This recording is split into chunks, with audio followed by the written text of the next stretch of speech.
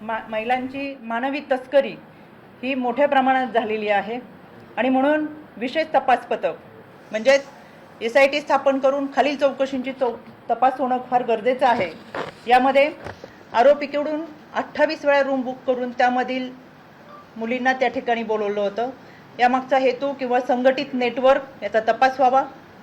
2 मानवी तस्करी प्रतिबंध पथक म्हणजेच अँटी ह्युमन ट्रॅफिकिंग डिपार्टमेंटकडून महिलांना कशा प्रकारे आणले गेलं, त्यांची फसवणूक कशी केली गेली, त्यांच्यावर दबाव कशा प्रकारे टाकला गेला आणि यामध्ये इतर कोणतेही माध्यम त्यामध्ये महिलांचे मूळ गाव, वय, वैद्यकीय अहवाल व ओळख दस्तऐवजांची खातरजमा व्हावी। 3 आरोपीचे मोबाईल, ईमेल, आर्थिक व्यवहार, कॉल डिटेल्स याची सखोल तपासणी होणं गरजेचं आहे।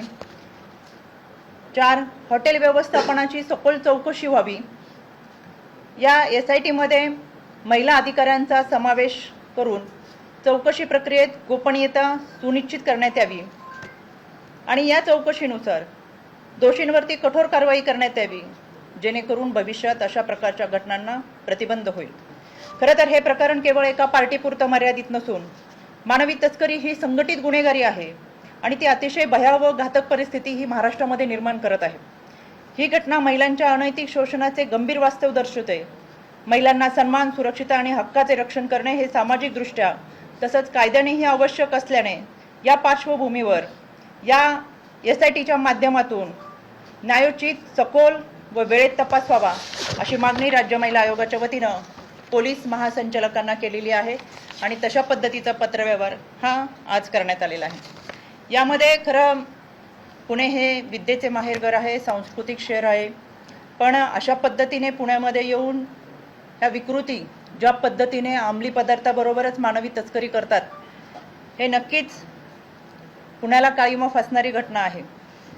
यामध्ये अतिशय अश्लील भाषांचा काही ठिकाणी उल्लेख केलेला आहे, मग तो मुलींच्या संदर्भात केलाय, तो अंमली पदार्थाच्या संदर्भात केलाय आणि म्हणून याची सुद्धा सविस्तर चौकशी, सखोल चौकशी ही झाली पाहिजे।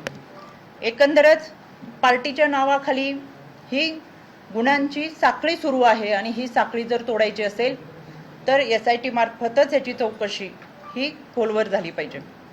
कदाचित सगळ्या गोष्टी समोर आल्यात, बऱ्याच गोष्टी मला बोलताना मर्यादा आहेत आणि मी सांगितलं काही गोष्टी सांगताना सुद्धा मला संकोच वाटतोय, पण सगळी माहिती जर समोर आली तर कदाचित देशातील सगळ्यात मोठं हे रॅकेट असू शकतं ते मानवी तस्करीचं। महिलांचा लैंगिक छळ करून, त्यांचे व्हिडिओ तयार करून, त्यांना ब्लॅकमेलिंग करून अशा पद्धतीने त्यांचा वापर केला गेला आहे आणि म्हणून हे सगळं समोर येणं फार गरजेचं आहे। एकंदरच काय तर देशामध्ये महाराष्ट्राची प्रतिमा मलिन करण्याचं काम हे विकृती करतात आणि म्हणून आज राज्य महिला आयोगाच्या वतीनं पोलीस महासंचालक यांना SIT घटित करण्यासाठीचं पत्रव्यवहार करण्यात आले आणि या अनुषंगाने हा सगळा तपास व्हावा अशी मागणी या निमित्तानं। आता isakal.com आहे देशातील नंबर 1 ची मराठी न्यूज वेबसाईट। प्रत्येक अपडेटसाठी isakal.com ला नक्की भेट द्या।